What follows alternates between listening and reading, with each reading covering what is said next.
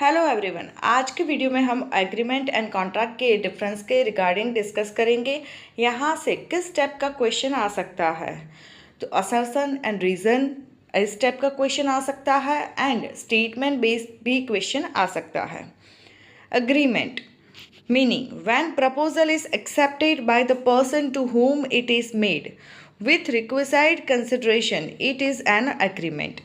तो यहाँ पे कोई भी पर्सन प्रपोजल एक्सेप्ट कर रहा है और वो रिक्विजाइट कंसिड्रेशन के साथ एक्सेप्ट कर रहा है। रिक्विजाइट कंसिड्रेशन इट मीन्स कि नेसेसरी जो भी पेमेंट है एग्रीमेंट के लिए वो कंडीशन के साथ ये प्रपोजल एक्सेप्ट करता है कोई भी पर्सन, तो उसे बोलते हैं एग्रीमेंट।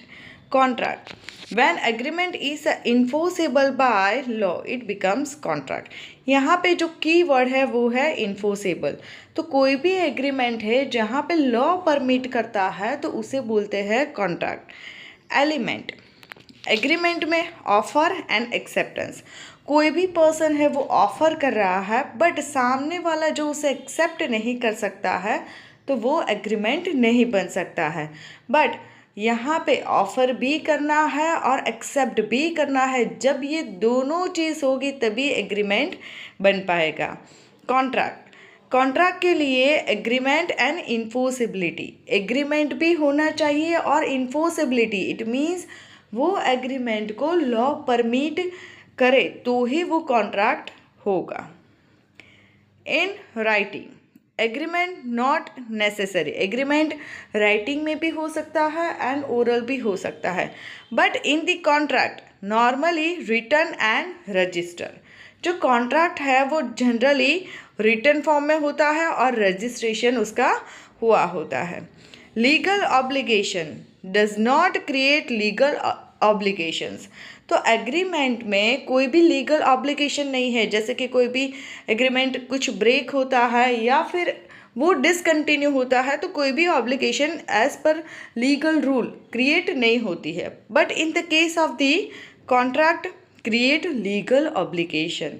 तो यहाँ पे breach of contract it means जो भी कॉन्ट्रैक्ट है वहाँ पे ब्रेक होता है तो लीगल ऑब्लिगेशन क्रिएट होती है। One in other every agreement need not be contract.